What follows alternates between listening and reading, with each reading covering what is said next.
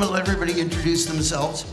And I always have some kind of like wild card question. So today's wild card question is, what's your favorite app other than Twitter or Facebook?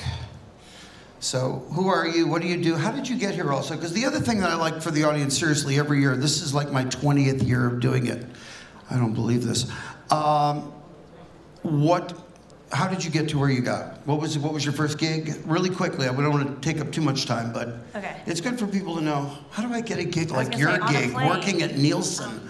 Yes. Hey, I'm Tatiana Oliveda-Simonian. I'm Vice President of Branded Entertainment at Nielsen. I'm the former head of music at Twitter.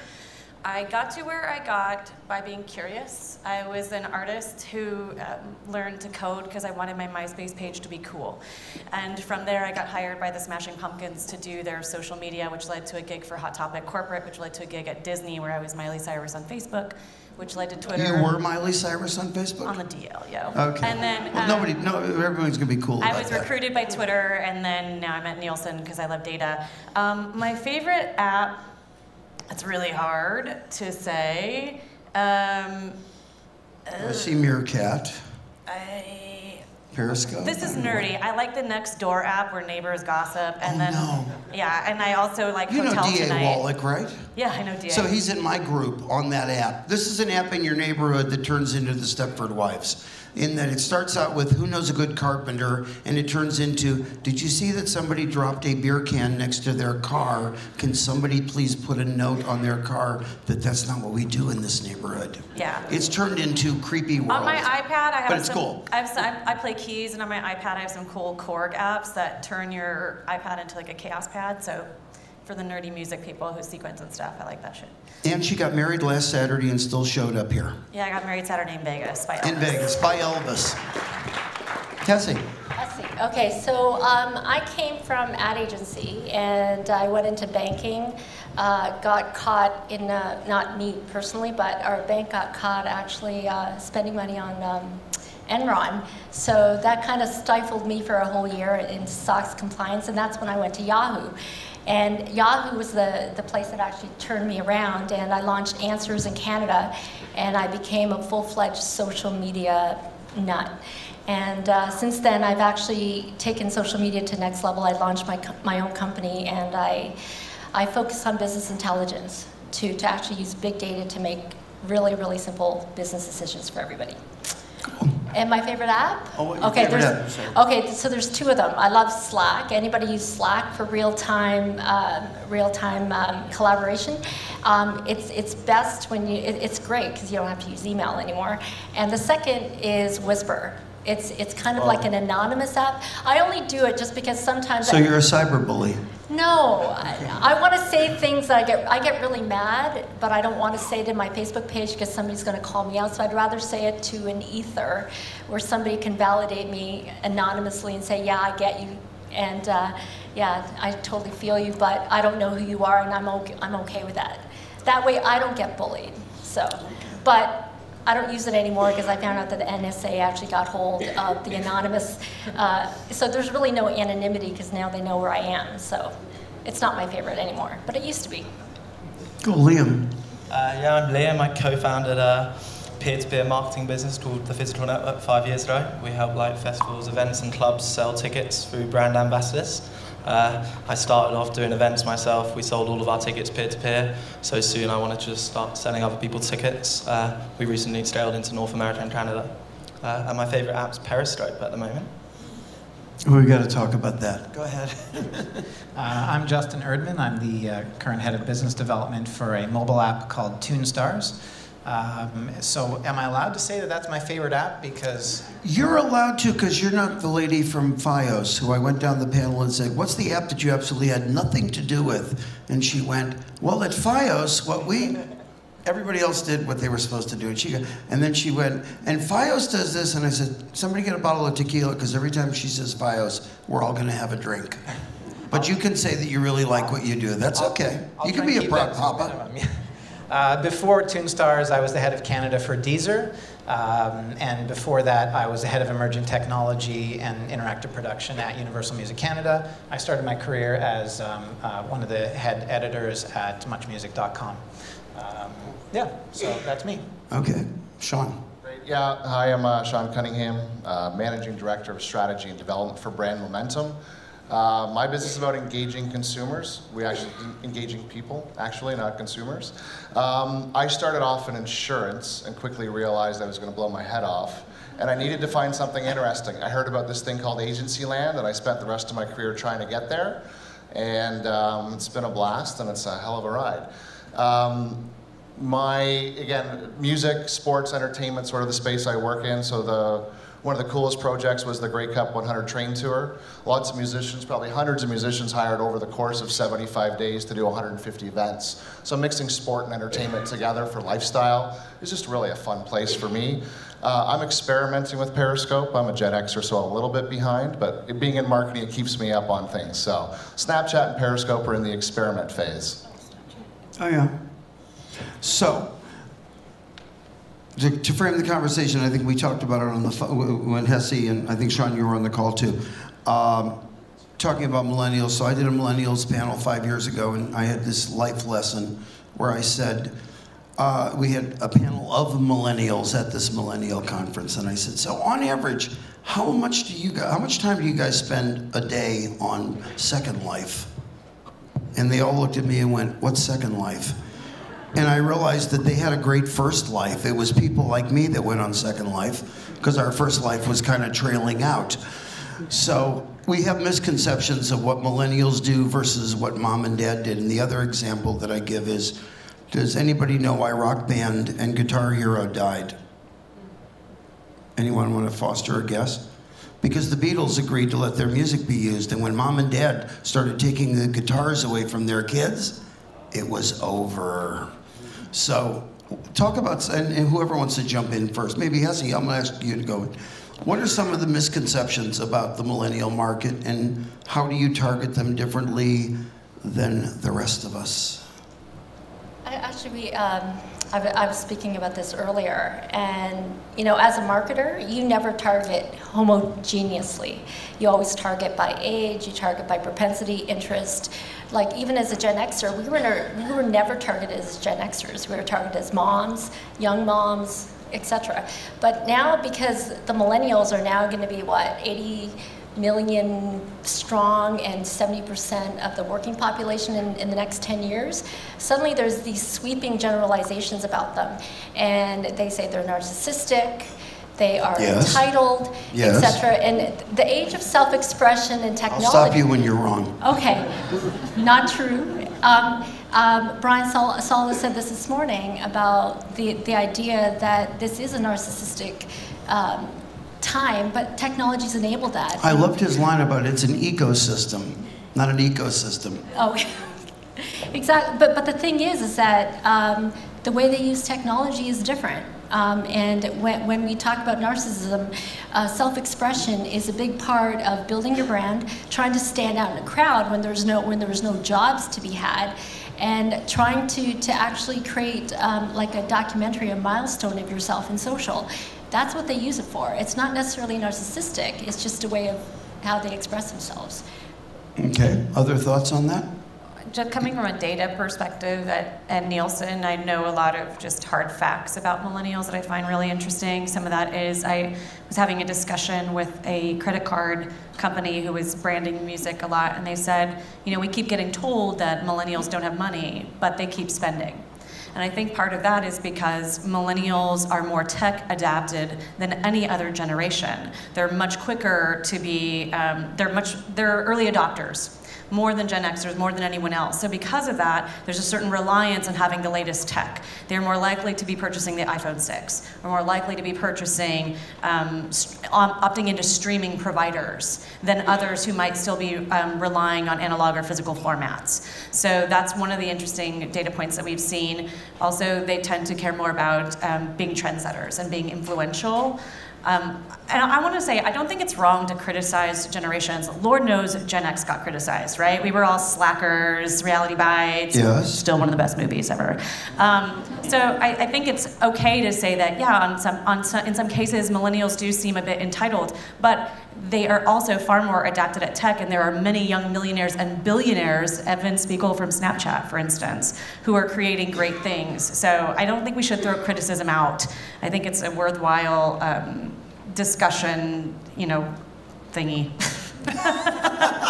I'm a Gen Xer with no vocabulary skills. I think Tatiana's right. It's actually an opportunity. The criticism, I think, is really just old person grousing. The most what? It's old people grousing. You about, missed my Mr. Wilson routine earlier today. One of the most startling things for me when it comes to approaching how millennials do things and how it's different than the way that I understand the world is, I was at South by Southwest with the 23-year-old CEO of Toonstars. I think he's 23, might be 22. And we were walking between venues to see different shows and have different conversations. And he was either Snapchatting or video streaming through Meerkat the entire way. And like we were having a conversation, we're friends now, and like we were talking strategy, but it was literally like a quarter, maybe a third of his brain was being used at all times to communicate with people who are not physically present. And I mean, I'm an active Twitter user, like I've been on the socials for a long time, but this was a completely different mindset. And I think that...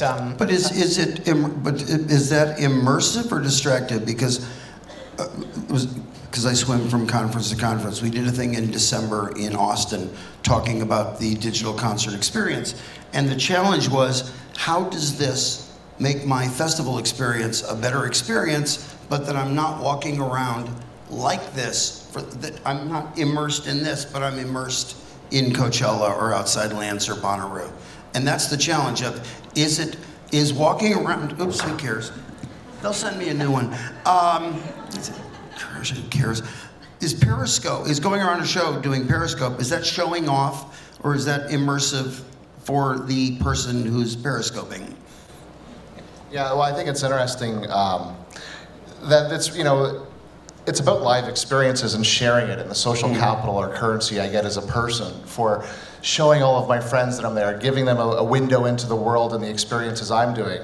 Or on the other hand, sharing the experience I want to have next year with you. So again, I think that in this digital world, there still is about the live experiences and how they fit into the content, the stimulus, and the actions that are really happening around it. Social media, the technology, it just really continues to be an enabler for things to happen. But I think we also have social currency, but an ability and a need for stimuli. I do think, however, there's still a challenge with converting that to revenue. You know, back in the day of MySpace, we're like, how many friends converts to albums sold? And the answer was like, it didn't matter, right? And I think that when I was at Twitter, we were still, like, how many followers do you need to have to convert that to selling more albums or selling more tickets to a show? I think it was great for launching things. I think that where millennials hold some real power here is because they're such great early adopters. They build authentic audience bases much quicker than others, right? I think when you look at artists like Zed, who have a really strong command of social, he's been able to build a really great empire for himself on social media because he understands it so well. And I think that's something to keep in mind when we look at, is it disruptive or is it interactive? Part of that feels like we're being old, you know, like don't put your Periscope up, kids. You know, it's just, it is what it is. I think that I'm only concerned with, I don't care about the none of the copyright stuff, none of that bothers me.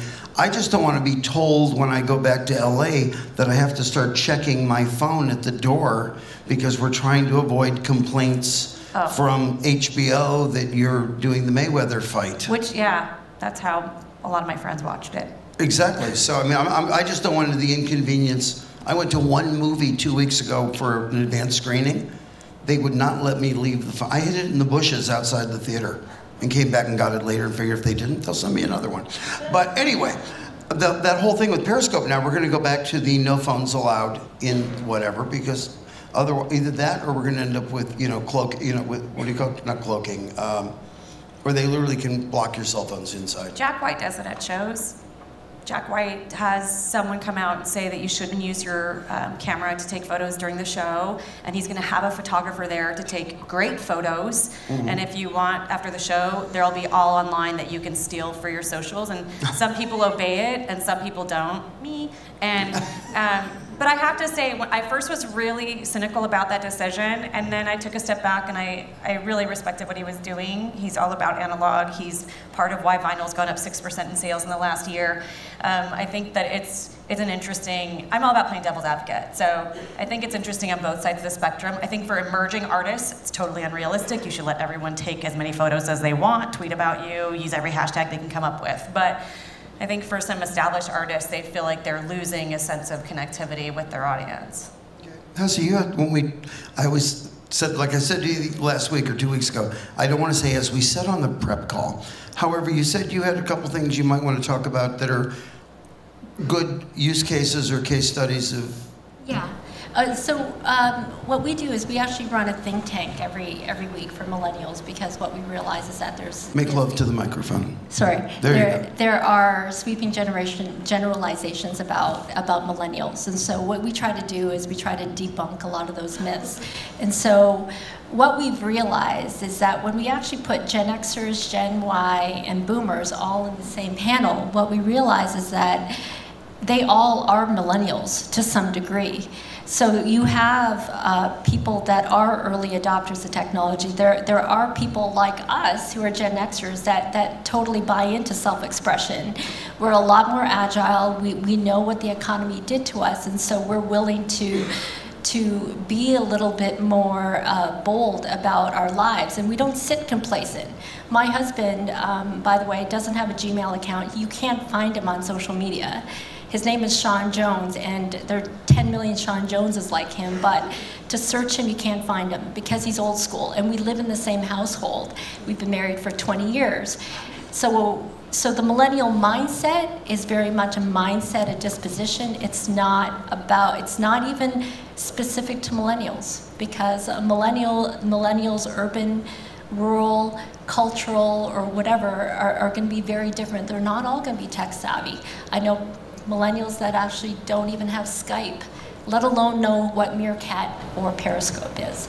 So, go for it. I would say that you can actually get pretty far with sweeping generalizations when it comes to millennials.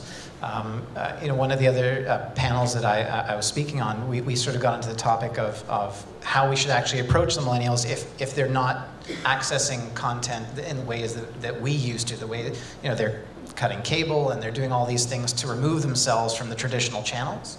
And this also speaks to your comment about the difficulty of monetization. The answer, I think, is just to produce more content, and that's why so many of these brands are moving into native advertising, moving into not producing commercials, but producing actual value content, pumping it into people's feeds in non-intrusive ways. I mean, there's native advertising companies that are being founded and that exist right now just to do that. At Deezer, one of the things we did is we worked out our funnel, the number of people that we could potentially reach, and a lot of them were millennials that we were targeting, was massive. But the funnel gets very, very small very quickly at the bottom. The 1% or something of the people that we could reach actually see the message, and then there's a percentage of that who actually click, and there's a percentage of that who actually subscribe. So when you get that far down the funnel, the best thing you can do is approach them with the content that they actually care about seeing and listening to. And I think that's the base message that I want to put out there is I wouldn't spend a lot of time making spreadsheets and doing too much in-depth analysis. That broad strokes painting of consumption of quality content really does work. I did a session a couple weeks ago at Digital Hollywood in LA. Oh, you weren't there. Were you there? I see her everywhere. And we were talking about long-form social and advertising, and how you walk that fine line between something that's advertorial and interesting and not crossing the line into infomercial, and where it feels like all of a sudden, wow, the guy from ADT's here. How did you get here? Great, let's talk. It's not really, as they say, an authentic conversation. So when you're creating for any of your clients, and we can talk about, might be Liam, your area, keeping it so that it does at least create some kind of a dialogue, that you're creating content or you're creating topics that are drawing people in, as opposed to they're just playing me, they're just marketing to me. Yeah, I mean, I actually think one of the most important things about content is it's about being close to your purpose, what you are, what you do. Red Bull in their content don't sell energy drinks, they sell energy. And I think that's one of the most important things about it. You know, content's about perception. You know, when you have TV ads, it's a lot about awareness on the marketing funnel. But content's actually mainly about perception. You know, it's sparking advocacy, giving people who love you or want to talk to you, talk their friends about you, lots of different ways that they can. You know, with Red Bull, they crash planes into walls rather than saying, "We are bold." Okay. I think one of the things about reaching millennials as a content creator is that in the beginning of branded music entertainment, if we look at like the late 90s or the aughts, every brand felt the need to be egregious and put their name everywhere, and be sure the hashtag has, you know, this brand in it. And what's happened, and part of what I champion through data, because data is a great neutralizer, is showing how authenticity really wins, right? If you're going to start sponsoring electronic music artists, you need to make sure that all your messaging sounds authentic. You should get someone who's a fan of that music to be messaging to that audience, instead of having a copywriter from Shia put something like, "Hey dudes, turned up for EDC, you know, Honda's here to take you to the next level." You know, anything like that doesn't really resonate. And the brands like, you know, Red Bull, 7-Up has done a great job. I think Coke does a lot of in music as well. Those brands are really having a lot of success because they're letting millennials help run the marketing. And musicians and the music industry needs that money. It's part of why I work in brands and turn down streaming jobs, because I see brands giving more money to artists than anyone else. And amazing brands like Converse and Red Bull are creating labels to support artists. So I don't know if you know this because you were getting married or something. Last week, Red Bull was named Label of the Year at A&R Expo in LA. We love it. And had the record of the year. And Joe Guzik. And they were incredibly excited. Who would have thought that Red Bull Records, which was a marketing exercise initially, would end up with a very credible artist and a label that everybody considers. Well, it's like what Liam said. Their strategy is not, we need to sell more Red Bull. Their strategy is, we need to build our brand through authenticity, and that will make people want to buy more. Mm-hmm. And we measure their campaigns, and they're one of my clients, and I also help them with syndicated data, and I see the numbers, and it works. So that's why everyone talks about it. So let me ask this. We have all this talk about data and measurement and case studies and whatever. What is the normal size when you're looking at it? You know, I know it's not, but hopefully it's not 10 people who live in your condo complex. How big is a normal sample from which you're deriving this is what people are doing? I'll give you two quick examples. You're extrapolating. What are you basing your extrapolation on? A Gen Pop study in the US for music is generally 2,500 people split across different age groups. If we're talking about a study where people are measuring impact of products sold, Nielsen has a panel of 100,000 families that scan everything with a UPC code that comes into their house, which allowed us, for clients of mine like 7-Up, a Forbes article just came out on this, for us to segment out all 7-Up purchasers, survey for EDM fanship, and look at impact on sales pre, during, and post campaign. So that's some pretty heavy hitting, powerful data. Wow. Yeah. And when you do a lot of analytics, you do analytics too, right, to a certain degree. We have people that do that. We have people that I you just know don't people that when know to ask people. for it. I mean, to make a really informed decision, it should be a reasonable, a reasonable cross section. So. Yeah, but I think what we also do is we take the stats, and usually we use Nielsen data, or we use Pew Research, which is fairly credible, and we actually do deep ethnography studies on each of those things. And so when we get down to, let's say, do millennials click on ads, do millennials follow celebrities, etc., we actually take probably 10 or 15 different millennials from across the country through, based on different geographies, ethnicity, etc., and we run the questions by them. And then we take the results and we resurvey them out to about 1,500 to 2,000 people to validate those results. And so from that perspective, we get a different set of, sample size. Okay. Yeah, I think we're in a time where we have to look and uncover opportunities. And for us, it starts with data. Sometimes for me, it starts with a hunch that you also want to go validate. So I think there's a number of ways to go about it. One of the things that we're doing now is to really try to marry analytics with emotional mapping to help us find insights and uncover them. And we've got some really smart people that do that and have degrees and stuff. But it's really, how do I invite them into the process And what are some of the questions how do I brief them to even say, oh, I want to take it this way, Sean, or no, this is about hard analytics. No, this is something a little more esoteric, Sean. We need to figure it out this way. So I always express what I want to try to get to, not necessarily having an answer, but I want to find out these things. How do we do it? So I think right now we have so many tools at our disposal. Are we using the right tools in the right way? But let's go digging. And even for us in our agency, if we get a brief that comes in, we can do a survey to 100 people within the same day to at least get us on the right track. Right now, it's not about dartboarding ideas or just people thinking in a room and just coming up with crazy stuff. It has to be founded in data, founded in insight, and then we start to build around it.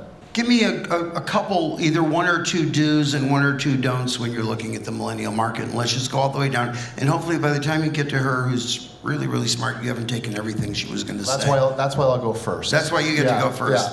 Yeah. Digital and social is not a place to just move your TV and magazine advertising. We were talking about a lot of the good brands. Let's talk about the middle of the road, the bell curve, that doesn't know how to do it yet. I've been in so many meetings where they think, oh, social's great, we get the cost per thousand and the reach that we want. But I'm like, yeah, that magazine ad you didn't place, you still just put a questionably witty comment on a picture of your product. That's really not helpful to the millennials. That's not authentic engagement. You need to really sit back and think about what that actually is to your brand and what you're actually capable of with resources you have. Because right now, people are going to digital because they don't have big budgets. And a lot of the things we're talking about are huge budgets. So again, how does the middle winner with the small brand resource, how do they play? And I think tomorrow, one of the things we're going to talk about is Jim Beam starting to enter the music space with some small partnerships to test the waters. Again, big brand, we think, but from a reality of what the dollars and cents are, what we're spending every year, they're pretty minimal. Justin? Two very simple. Do's and don'ts. Do's and don'ts, yeah. So the do is spend a disproportionate amount of your time on mobile.